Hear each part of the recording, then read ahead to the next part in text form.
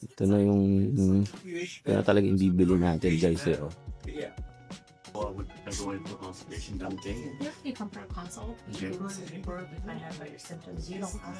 Ganda eh. 2025. Ayan ang presyo guys oh. 65,548.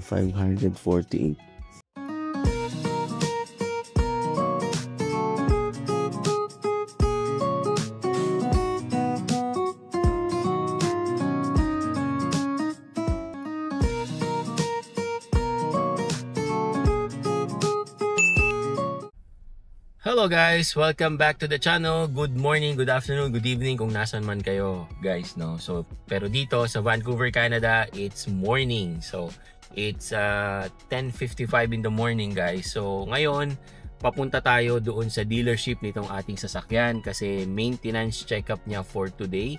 I think tayo ay magpapa-change oil, no. And meron sila mga i-check, no. So it's been parang 2023, so mga 2 years na, no? 2 years na tong sasakyan natin, and currently ang odometer natin is nasa 47,500. Oh, yan. Okay? So due na siya for check up. Ayan. And I think magpapapalit din tayo ng winter tires natin for today kasi nag-i-storage kami guys ng aming winter tires. Hindi namin nilalagay sa aming garahe, no? And also for today, since nakuha nga natin last time yung ating Oakley Meta, itong suot-suot natin ngayon, no? So gagamitin natin to guys for today, no? Habang tayo ay nandun sa dealership, no?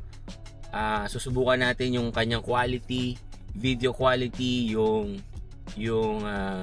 voice quality niya, no. So hindi ako gagamit ng anything na mic, completely dito lang lahat sa ating Oakley Meta, no, para din makita nyo yung comparison, no, kasi nag-vlog na ako dati gamit naman yung ating Ray-Ban Meta, no. So of course this is more improved, no, when it terms to quality and a lot of stuff. So yan ang titignan natin for today. Okay, so iikot tayo mamaya doon sa dealership. So, stay tuned guys.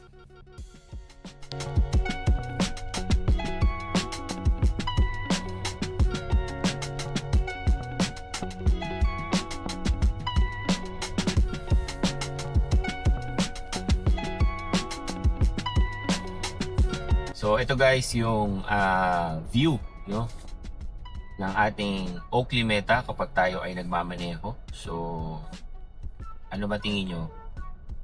Of course, hindi siya yung parang normal na angle natin, di ba?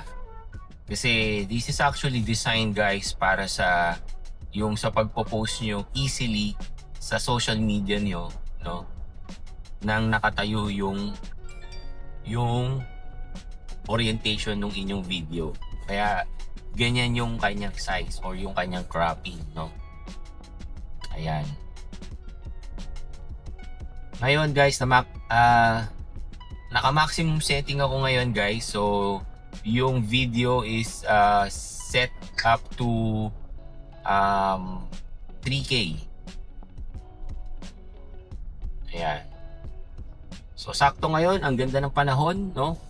So maraming makukuha yung video when it comes to colors, no? Kumusta naman ang sound guys? This is ano lang to, galing lang to lahat dito sa aking Oakley Meta, no? Napakaganda talaga ng British Columbia guys. Amazing view.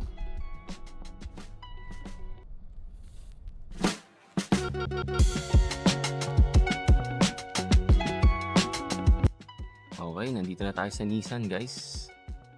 Pinark na natin yung kotse natin. Tapos pasok tayo sa loob para check na yung service na gagawin sa kotse natin. So, sina-check na ngayon yung current situation ng kotse bago nila tanggapin. Ayan. So, umiikot na si kuya doon sa kotse. Sine-check na niya And then, ipapasok na sa loob for the maintenance. Alright. So, sisimulan na yung kotse natin. So, pwede tayong magkape dito. Magkakape tayo mamaya. Pero, tingnan muna natin yung mga sasakyan dito. Ito, Rogue. Ganda rin ito. Oh, di ba? Nice. Ganda rin, no? Ito yung kotse natin, no? Pathfinder. Nice. Pero ito kasi nakaka-expensive yung gitna. Yung sa atin, hindi. So, na mas maraming space. Ayan. Ito naman yung murahan. Nung bago kami dito sa Canada, ito yung isa sa mga unang nasakyan ko. Yung panel niya. Ganda. Ganda rin eh. Sentra. Ito, Sentra. Ganda. Red stitches. Hello. Oh, good. I'm just looking around, ma'am. Are you here for service? Yes. Oh. For the service. So I'm just, No. There's any. killing time. Yeah. Thank you, ma'am. Yeah. So, it's... Wow. Ito yung isang na tinitingnan ko for second review. Kasi nga dito sa Canada, kailangan mo talaga ng sasakyan. So what's next? Sa car. Pero I'm leaning towards electric kasi. Diba? Electric. Ayun, no? Lumag din to sa loob, oh. Ito na yung kaya talagang bibili natin, guys, eh, oh. No. Pero to, ano lang to. Yeah, it's there. Sama mo lang dito si Mrs. lang. Ito, 60th anniversary. No, for me, I tried it. Depends on how severe. Wow, nice. Ganda. Manual. Yun lang, manual. Balik tayo sa manual, guys. If you come for a consult, you might have your symptoms. You don't have. Ganda eh. 2025. Yan ang presyo, guys, oh. 65,548. Oh. Halos kasing presyo lang pala ng Pathfinder natin, eh. So, yung kotse natin, guys, nasa maintenance na, no? So, dahil lang sabi, dahil maraming gagawin, guys, 2 oras. Kaya syempre, wala naman tayong gagawin dun. Dala ko yung laptop ko, guys. Right? So, pwede tayo magtrabaho. So, hahanap tayo ng coffee shop. Alam ko mayroong malapit na coffee shop dito. So, doon muna tayo tatambay, no? Muna tayo tatambay habang naghihintay tayo ng kotse natin. Ang sabi kasi, tatawagan tayo kapag tapos na. Okay? So, punta muna tayo sa coffee shop, guys. Ganda talaga ng mga pine trees dito. Tingnan nyo naman, nasa parking lot lang yan. Diba? Ang ganda ng pine trees, oh. Yung dun yan, oh. Diba? Ganda. Okay, ito na yung coffee shop, guys. Pasok tayo. Yun, oh.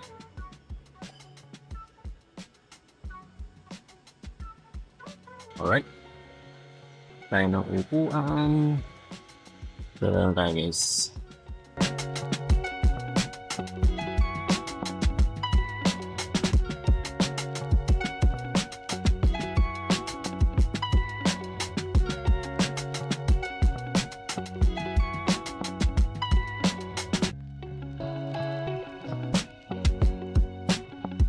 Habang naghihintay, mag-work muna tayo singlet. Sagot tayo ng mga emails. Gawa tayo ng mga task. Yan. So, yan ang gagawin natin habang hinihintay natin yung sasakyan natin. So, tumawag na yung dealership, guys. Tapos na daw yung kotse natin. So, babalik na tayo dun sa shop para pick upin na natin yung kotse natin. And mauwi na. Right? So, naglalakad na tayo ulit. Papalik dun sa dealership ng kotse. Eh, mga almost 2 hours din yun guys. And nakapagtrabaho naman tayo. So okay lang, no? There you go. So nakuha ko na. Ito na yung paperworks. Kuha na natin. Bagong-bago na ulit yung sasakyan. Bagong maintenance. There you go. See that, oh. Pinaliguan pero hindi pinunasan. But all good. I think all good. The important is yung loob, guys, or yung makina and everything na kailangang i-check. All good. Yan. Kahit pa paano vinacuum din naman. So okay na. Ang dumi. That's good, that's good.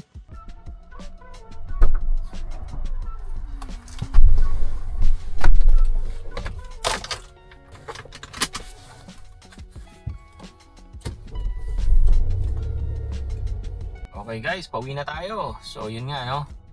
Natapos na natin yung ating maintenance for today. Ayan, so salamat guys sa pagsama sa akin. And yan yung quality ng Oakley Meta, no? Ano bang tingin nyo? For me, napakaganda nito kung gusto mong mag-take ng POV shots. Ayan, no? So kung ikaw ay mahilig kang mag-camera and then gusto mo na habang nagtitake ka ng picture is meron kang POV shots, napakaganda nito guys. At saka kung ikaw medyo nahihiya ka na meron kang hawak na camera, no, habang ikaw ay nag-vlog sa isang place, this is really a very very good camera para para hindi ka mahiya or whatever, di ba? Yan. So this is really really good. And kung ang question nyo is kung meron kayong Ray-Ban Meta, kung mag-upgrade ba kayo sa Oakley Meta, I would say kasi yung 3K na resolution niya guys is malaking bagay yon, no? And para kasi sa akin, in terms of looks, magkaiba kasi sila eh. Si Ray-Ban, pwede ko siyang isuot kahit sabihin natin yung formal, kung ikaw is naka-formal ka na attire, naka-suit ka or naka-polo ka, napakaganda nun, no? Ang ganda ng dating nung Ray-Ban. Pero let's say pang rugged siya or yung simpleng pupunta ka sa park or gusto mong mag-jogging with it, napakaganda, no? So magkaiba sila ng gamit para sa akin. Pero when it comes to yung specs lang, no? Of course, mas mataas pa rin talaga ang specs ni Oakley Meta kasi mas bago siya, di ba? And yung isa pang napakalaking upgrade is yung battery, guys. Oh. Yan yung una kong napansin habang ginagamit ko si Oakley Meta, no? Hindi siya ganun kabilis malobat katulad nung unang Ray-Ban Meta. Pero kasi guys, kung kayo is leaning towards sa form factor ni Ray-Ban, meron siyang upgraded na rin na version pero the same looks, no? So as far as I know, kung ano yung specs ni Oakley Meta, yun din yung bagong version nung Ray-Ban Meta, no? Yan, so I hope na makatulong to kung kayo ay bibili ng inyong sariling Oakley Meta. Okay? So thank you for watching guys and see you on my next video. Peace!